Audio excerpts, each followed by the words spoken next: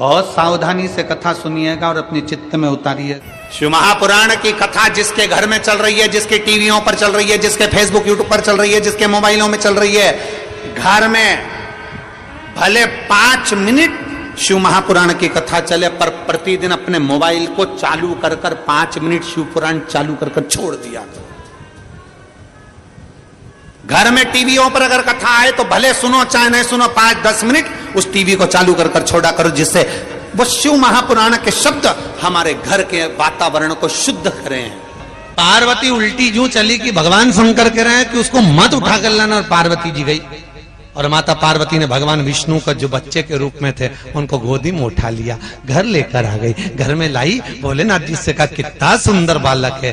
शंकर भगवान तो आंख ही नहीं खोले, काय को देखूं। भगवान बोले बापी छोड़ी, अब भी कह रहा हूं, नहीं मैं तो नहीं छोड़ू, उसकी मां आएगी जब दूंगी। भगवान विष्णु गोदी में। अब शंकर पार्वती का नियम था, रोज शाम के समय घूमने जाते थे। 33 कौटी देवताओं में केवल एक देव अधिदेव महादेव कैसे हैं जो प्रतिदिन अपनी पत्नी के साथ घूमने के लिए जाते हैं, प्रतिदिन। अच्छा, इनको देख के लक्ष्मी बहुत कुड़ती थी अंदर से। लक्ष्मी हमेशा भगवान विष्णु उसके देख लो चल दिए घूमने, उनको देखो रोज की रोज घूमने जाएं और तुम मुझे कहीं नहीं लेके जाओ। कभी कभी तुमसे भी बोलती होगी, देख ले। तो एक बार भगवान विष्णु ने लक्ष्मी जी से कहा चल तुझे मैं भी तेरे घुमाने ले चलूं, चल अब भी चल। लक्ष्मी जी तैयार होने गई, आते आते बैकुंठ की 24 खिड़कियां बंद करी, 8 दरवाजे बंद करे, शाम हो गई। आते सी बोली अब तो अंधेरा हो गया। भगवान बोले अब तू बता क्या करना, तो कि कल चलेंगे। तो लक्ष्मी जी ने भगवान विष्णु से पूछा ये बताओ, शंकर भगवान पार्वती जी से यूं कहते कि चल, और पार्वती उठ के चल दी थी, ना ताला लगाती, ना चाबी लगाती, ना कुछ देखती, ना भालती, ना खिड़की बंद करे, ना दरवाजा बंद करे, और उठ के चल दे। तो भगवान विष्णु बोले ताला चाबी वहां लगाई जाए जिसकी यहाँ हो, क्या हो, तो कहीं भी तो नहीं है, तो कहीं लगा।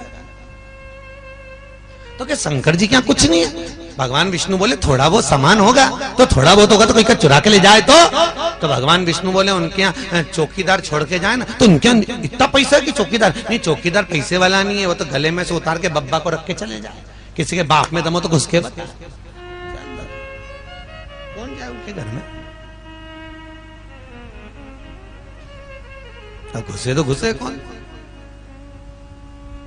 या तो बब्बा अंदर या तुम अंदर, दो में से। अब माता पार्वती को शंकर भगवान लेकर जाने लगे। पार्वती ने पूछा इसका क्या करें प्रभु? भगवान ने कहा छोड़ दे अंदर। अंदर छोड़ दिया, दरवाजा लगा दिया, कुंडी लगाकर माता पार्वती शंकर जी के साथ भ्रमण पर गई। वापिस लौटकर माता पार्वती जब आई, दरवाजा खोलने लगी, दरवाजा नहीं खुले। खूब धकाया, दरवाजा नहीं खुले। खूब हवाई लगे, दरवाजा नहीं खुले। तब माता पार्वती को क्रोध आया। भोलेनाथ जी से कहा प्रभु अंदर कोई जरूर है। शंकर भगवान बोले कौन है अंदर? दरवाजा खोलो। नहीं खोले। पार्वती ने कहा दरवाजा खोल दे नहीं तो श्राप दे दूंगी। इतने में भगवान विष्णु और लक्ष्मी दरवाजे से बाहर निकले। निकल कर बोले हे भोलेनाथ, ये घर बद्रिकाश्रम हमको अच्छा लग रहा है, दे दीजिए। माता पार्वती आंख में आंसू भर गई, जिंदगी में एक ही तो मकान था वो भी तुमने ले लिया। भगवान बोले दे दे पार्वती, दे दे, अपना क्या जाए, अपन कहां रहेंगे? भगवान ने कहा कहीं नहीं, केदारनाथ पे रहेंगे, बद्रीनाथ इनको दे दे। भगवान विष्णु ने लक्ष्मी से कहा लक्ष्मी तूने इस घर से शंकर और पार्वती को बाहर निकाला है, इस घर में मैं तेरे साथ अंदर कक्ष में कभी नहीं बैठूंगा। तू बाहर बैठेगी, मैं अंदर बैठूंगा। आज भी बद्रीनाथ में नारायण अंदर है, लक्ष्मी बाहर है।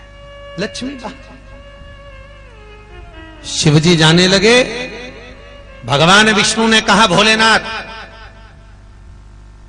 मेरे बद्रिकाश्रम के मंदिर में जो आएगा चने की दाल लेकर आएगा, जो चने की दाल लेकर आएगा और मेरे मंदिर में आकर ओम नमः शिवाय बोलकर अपनी मनोकामना कर कर मुझ नारायण को चढ़ाएगा, उसकी मनोकामना 3 महीने में मैं पूरी कर दूंगा।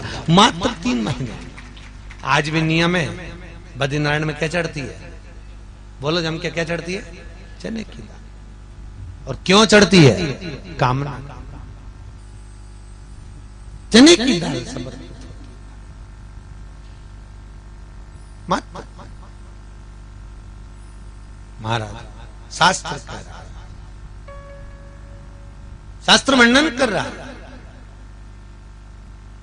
बद्र का आश्रम मेरे भगवान शिव का है, गले में सर्प नारायण है तो शंकर के गले में पड़े हुए। ऐसी कोई जगह ही नहीं जहां शिव ना हो।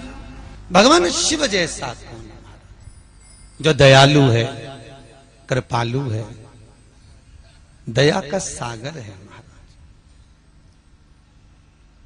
हर जगह सर्वस्वता का निवास करने वाला है, सर्वस्वता।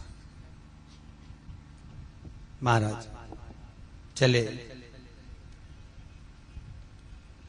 देवराज के प्राण छूट गए, शिव के धाम को चले गए। एक बिंदुक नाम का ब्राह्मण, वेद व्यास जी लिखते हैं, जिसकी धर्म पत्नी का नाम है चंचुला देवी। क्या नाम? चंचुला देवी। बिंदुक और चंचुला। बिंदुक भी ब्राह्मण कुल में जन्मा था, पर कभी जिंदगी में उसने ब्राह्मण कर्म नहीं किया था। मेरा एक निवेदन आप सभी से, जो जिस वर्ण में जन्मा हुआ है, कोई ब्राह्मण तत्व में है, कोई क्षत्रिय तत्व में है, कोई वैश्य तत्व में है, कोई शूद्र तत्व में है, भगवान ने आपको यदि जन्म दिया है तो शिव महापुराण की कथा कहती है अपने वर्ण के अनुसार एक बार जिंदगी में एक कर्म जरूर करो। भगवत कितना सुंदर चरित्र है रामचरितमानस का, आप लोगों ने पढ़ा होगा। शिव रामचरितमानस का बहुत सुंदर चरित्र है। महाराज सीता जी विवाह कर अयोध्या में आई, 9 रात्रि तक माता सीता ने अयोध्या का पानी नहीं पिया। 9 रात्रि तक माता सीता ने अयोध्या का भोजन नहीं करा। 9 रात्रि। और जब माता सीता ने अयोध्या का भोजन नहीं करा, पानी नहीं पिया, तब माता कौशल्या ने पूछा, बहुरानी तो अयोध्या का पानी क्यों नहीं पीती, तो भोजन क्यों नहीं करती? सीता जी कहती है, मां मेरा मन नहीं करता। सुमित्रा जी ने आकर पूछा, ए बहू तो अयोध्या का पानी क्यों नहीं पीती, भोजन क्यों नहीं करती? नहीं मां, बस वैसे। एक दिन केकई आ गई, केकई ने आकर पूछा, बहू तो अयोध्या का पानी क्यों नहीं पीती, भोजन क्यों नहीं करती? तब माता सीता ने कहा, मां मेरे पिता जनक जी कहते थे, जिस घर में भांजे की हत्या हुई हो उस घर का ना तो पानी पिया जाता है ना भोजन किया जाता है। बहू वाणी को विराम दे, कैसे शब्द बोल रही है तू? सीता जी बोलती हैं, मैं बिल्कुल सत्य कर रही हूं। वाणी को विराम दे बहू, ये संबोधन ठीक नहीं है। आज तक हमारी अयोध्या में किसी ने किसी को नहीं मारा और तू करे कि जिस घर में भांजे की हत्या हुई है उस घर का पानी नहीं पिया जाता? अग्नि की बात पूरी अयोध्या में फैल गई। दशरथ जी के कानों में शब्द गया कि मेरी बहू ने भांजे की हत्या का दोष लगाया है। पूछा, दशरथ जी के कानों में शब्द गया। दशरथ जी को वो चरित्र याद आ गया कि मेरी बहू सीता झूठ नहीं बोल रही है। दशरथ जी को वो चरित्र याद आ गया कि जा पहुंचा सरयू तीर भरन को नीर, विपत्ति का मारा जल भरने गया बेचारा। श्रवण पानी को आया था, वो जल में तुम भी डुबोया था। अरे धोखे से मारा बाण कलेजा फाड़ा, जल भरने गया बेचारा। तब श्रवण कुमार ने कहा था, दशरथ जी जब बोले थे, मैंने तो हिरना जाना था, नहीं श्रवण को पहचाना था। अरे धोखे से मारा बाण कलेजा फाड़ा, जल भरने गया बेचारा। तब श्रवण कुमार ने कहा था, मामा जी भेद बता देना, पितु मात को नीर पिला देना। मेरे पांव पड़ी जंजीर, हुआ अंधियारा जल भरने गया बेचारा। जैसे श्रवण कुमार ने कहा मामा जी भेद बता देना, तो दशरथ जी ने पूछा क्यों रे, मैं तेरा मामा कैसे? श्रवण कुमार कहते मामा जी मेरी माँ से रोज पूछता था माँ मेरा मामा कैसे लगते हैं, तो मेरी माँ ने कहा था तेरे मामा के मस्तक पर सूर्य वंश का तिलक है। आज आपके माथे पर तिलक देखा इसलिए आपको मामा कह दिया, इसलिए मामा कहा है आपको मामा का। ये कंपनी का ट्रेडमार्क है तिलक, कि तुम कौन सी ब्रांड के हो, इससे ब्रांड का ठिकाना पड़ता है। त्रिपुंड लगा है तो शंकर वाला, यू मार्क का लगा है तो नारायण वाला, बिंदी लगी है तो देवी जी वाला, काला बिंदी लगी है तो निम्बार्क वाला। पहचान में आता है कि कौन सी कंपनी का है। और होना चाहिए मस्तक पर तिलक, बहुत काम आता है साहब। आजकल मृत्यु का कोई ठिकाना नहीं, कब प्राण छूट जाए। मौत का क्या भरोसा, अटैक आ जाए, शुगर बढ़ जाए, एक्सीडेंट हो जाए, मालूम पड़े कहीं गिर गए पड़ गए चले जाए, मृत्यु का किसका ठिकाना। तो मरते समय राम नहीं निकला कृष्ण नहीं निकला, मत निकलने दो। अगर मस्तक पर तिलक होगा तो यम के दूत बंदी बनाने आएंगे और माथे पर तिलक लगा हुआ देखेंगे तो पहचान जाएंगे ये अपनी कंपनी का माल नहीं, ये तो भगवान की कंपनी का माल है, तो भगवान के धाम ही जाएगा, ये अपनी कंपनी का नहीं। और जिसके माथे पर तिलक नहीं होता तो उसको नरक में ले जाके पटक दिया जाता है। होता है जो माल कंपनी नहीं लेती वो कबाड़े वाले लेते। अरे बोलो सही है कि गलत है? जो कंपनी लेगी वो कबाड़े वाले लेंगे, हर माल 2 रुपया ले जाके पटक देंगे। कंपनी का माल। श्रवण कुमार करे मैंने आपको मामा इसलिए कहा क्योंकि आपके मस्तक पर तिलक है। मेरे माता पिता को नीर पिलाना दशरथ जी लेकर गए।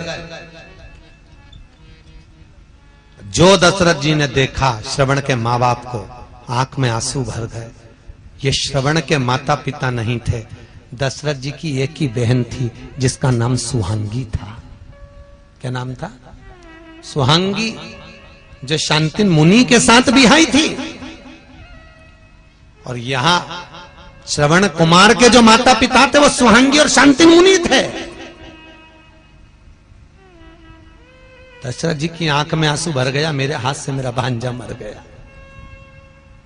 और मेरी बहू झूठ नहीं बोल रही, भांजे की हत्या दोष लग गया है। तो दशरथ जी ने पूछा सीता जी से हम क्या करें कि भांजे की हत्या का दोष मिट जाए और पानी पी ले, तू भोजन कर ले। गुरु जी से पूछा, गुरु जी ने कहा एक काम करो, भांजे की हत्या के दोष को मिटाना है तो 1000 ब्राह्मण को एक जगह पर बिठाकर भोजन करा, दक्षिणा देकर विदा कर दो, भांजे की हत्या का दोष मिट जाएगा। करा दे? सीता जी ने कहा मेरे पिताजी ने ये नहीं बताया। तो तुम्हारे पिताजी ने क्या बताया? कई बहुएं होती हैं जो मायके के मेथड से चलती हैं। सास उनको कितना ही बताए कि तिल्ली का लड्डू ऐसे बना, हलवा ऐसे बना, सास की नहीं सुने। जो माँ ने सिखा के भेजा है वो तो वैसी बनाई नहीं बनी। तुम्हारे पिताजी ने क्या बताया? सीता जी बोली मेरे पिताजी ने बताया है 1000 ब्राह्मण को जिमाने की जरूरत नहीं है, केवल एक ब्राह्मण जिसने ना कभी किसी के घर खाया हो ना पानी पिया हो, उसको बुलाकर भोजन करा के दक्षिणा देके विदा कर दो, भांजे की हत्या का दोष मिट जाएगा। पूरी अयोध्या में देखा तो ऐसा बामण नहीं मिला, पूरे नगर में ढूंढा कहीं नहीं मिला। तुम्हारे पानतलई में हो तो बताओ,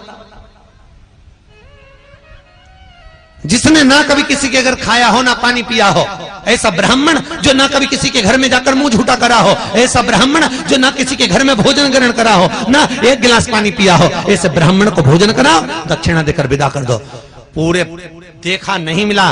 पत्र लिखा जनक जी के यहाँ, जनक जी ने पत्र लिखकर भेजा महाराज पूरी दुनिया में ऐसा बामण नहीं मिलेगा, केवल एक ही बामण है, उसका नाम लंका का राजा रावण है, जिसने ना कभी किसी के घर खाना खाया ना पानी पिया, क्योंकि इसकी प्रवृत्ति राक्षस की है। ऐसे राक्षस को लोग घर में बुलाते ही नहीं भोजन करने, तो उसको तुम बुलाओ।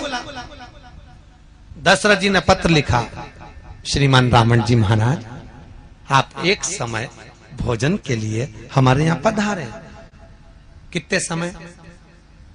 जम के बोलो, एक समय। इसलिए आज भी शादी में लिखा जाता है सुहानी शाम से ढलती रात तक, इसके बाद मत आना राक्षसों।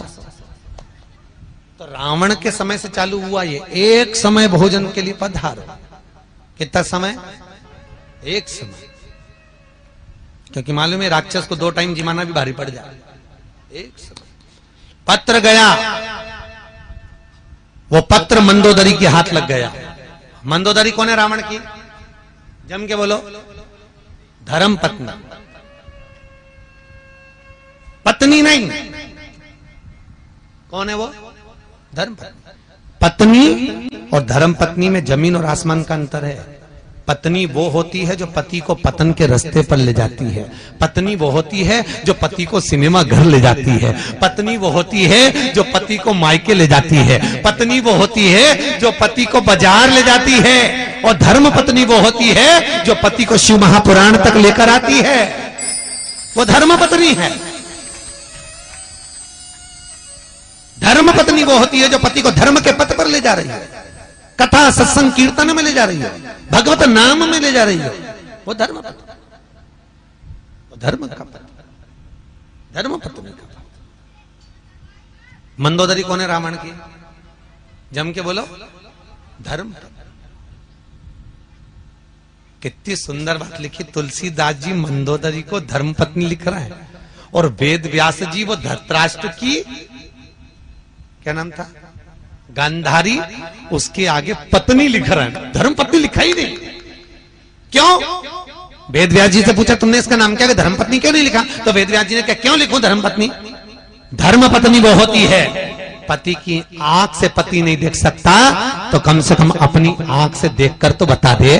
पति पांव से नहीं चल सकता, अपने पांव से तो चलकर पति को तीरथ करा दे। पति हाथ से काम नहीं कर सकता, अपने हाथ से तो काम कर ले। पर ये गांधारी तो ऐसी थी कि पति की आंख नहीं थी तो और पट्टी बांध के बैठ गई, जैसे तुम वैसे हम। ले वो तो अच्छा है कि आज के कलयुग में नहीं पैदा हुई। अगर कलयुग में गांधारी होती तो मालूम पड़े पति हॉस्पिटल में पड़ा पलंग पे, उसको चढ़ रही बाटल, तो ये भी कहती हम भी पड़े पलंग, हमें भी चढ़ा दो बाटल। लो क्या करे उसका? गांधारी पत्नी, मंदोदरी धर्म, अरे बोलो तो धर्म पत्नी होना चाहिए। धर्म पत्नी का फर्ज अदा करो। और आपसे भी निवेदन है, धर्म पत्नी का फर्ज अदा करो। जितनी कथा यहां सुनकर जाओ, अगर वो कथा में नहीं आ रहा है तो उनको जाके पूरी सुनाओ। दिन में नहीं सुने तो रात के सुनाओ, नहीं सुने तो पांव दबा दबा के सुनाओ, पर सुनाओ, कथा सुनाना जरूर। ओम श्री शिवाय। नमस्ते एवं दर्शकों, आज की कथा जो है पंडित प्रदीप जी मिश्रा द्वारा जो है गुजरात सूरत में जो है सुनाई जा रही है। और इस कथा का जो है आपको पूरा श्रवण करना है तो आप हमारे चैनल को सब्सक्राइब कर लें, क्योंकि आपको हमारे चैनल पर प्रतिदिन जो है कथा इसी तरीके से मिलती रहेगी। इसके साथ में भविष्य में जो भी कथाएं आएंगी वो भी जो है आपको हमारे चैनल पर मिलती रहेगी। इसके लिए आपको कुछ नहीं करना है, केवल आपको हमारे चैनल के साथ जुड़ना है। जुड़ने के लिए आपको हमारे चैनल को सब्सक्राइब करना है। सब्सक्राइब करने के बाद जो है पास में आ रहे बेल आइकन को आपको प्रेस कर देना है, ताकि आपको जो है रोजाना जो है कथा का जो है नोटिफिकेशन मिलता रहे। इसी के साथ में और भी जो है अच्छी अच्छी कथा जानने के लिए आपको जो है सब्सक्राइब करना नहीं भूलना है। और मिलते हैं अगली कथा में, तब तक के लिए